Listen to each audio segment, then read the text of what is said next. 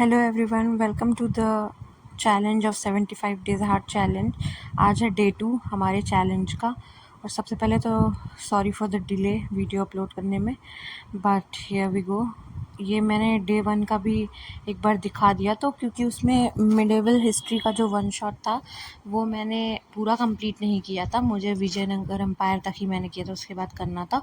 Also मेरी जो ये परमार सर की फैट मैन थी वो डिलीवर हो गई थी, तो मैंने सोचा कि इसी से रिवाइज़ करना स्टार्ट कर देते हैं, क्योंकि कल से ही हमारा FRB का सीरीज़ चालू हो जाएगा, तो उसके साथ कोऑर्डिनेट करके हम पढ़ लेंगे।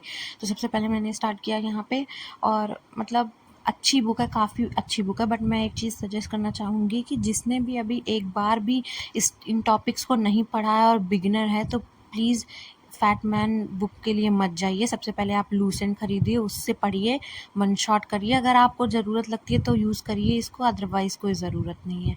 तो यहाँ मैंने बहामानी किंगडम से स्टार्ट किया था पढ़ना, और मैंने पढ़ा। काफ़ी क्रिस्प चीज़ें लिखी हैं, रिवीजन के लिए बहुत अच्छी बुक है, क्योंकि माइंड मैप्स हैं, बहुत सारी चीज़ें हैं। उसके बाद फिर मैंने यहाँ पिनकल से इनके क्वेश्चंस लगाए, दिल्ली सल्तनत और इन सब के सारे क्वेश्चंस लगाए। जो भी मिडेवल हिस्ट्री का स्टार्टिंग मैंने कल पढ़ रखा था उसके सारे क्वेश्चंस लगाए। और ये भी बुक काफ़ी अच्छी है, बस इसमें यही है कि फैट मैन की तरह सल्यूशन ऐसा नहीं है कि सेम पेज पे नहीं है सेम पेज पे ही। फिर भी कोई दिक्कत नहीं है। अब मेरे पास है तो मैंने फैट मैन नहीं ख़रीदी। फिर बाकी के कल की तरह मैंने अगले जो 100 क्वेश्चंस मेरे बचे थे उसको कंप्लीट किया।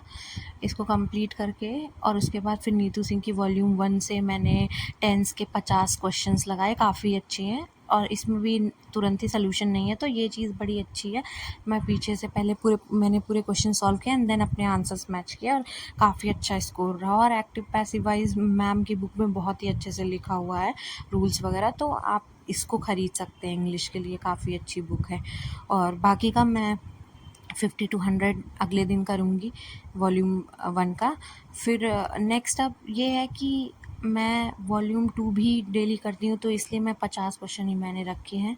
और वॉल्यूम 2 में मैंने किया अपना सेंटेंस रीअरेंजमेंट के 50 क्वेश्चन, क्योंकि एक सेक्शनल 2 सेक्शनल मॉक इंग्लिश के एंड देन नीतू मैम का दोनों वॉल्यूम्स की बुक पढ़ना एंड एक लेक्चर पढ़ना, तो ये काफ़ी ज़्यादा हो जाता है। तो मुझे लगता है इतना सफिशिएंट है कि 50-50 क्वेश्चंस भी अगर मैं करूँगी तो अगले 75 डेज़ में I will be able to complete it. So यहाँ मैंने ये 50 क्वेश्चन सॉल्व किए।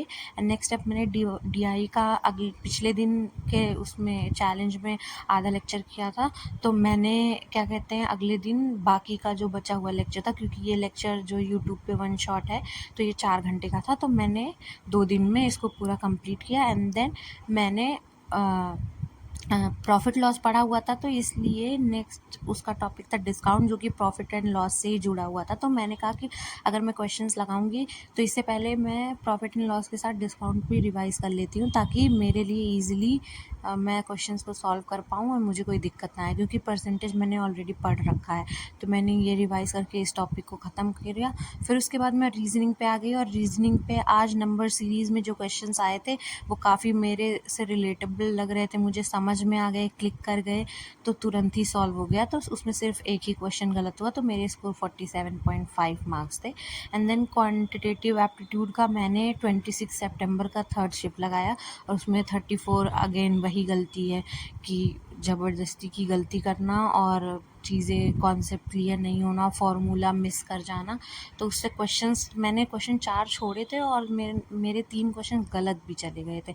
आई डोंट नो मैथ में कैसे गलत चले जा रहे हैं, बट मुझे इस पे थोड़ा वर्क करना है। तो ये मेरा सारा कुछ टारगेट था। Thank you for watching and please like and subscribe to my channel. Bye.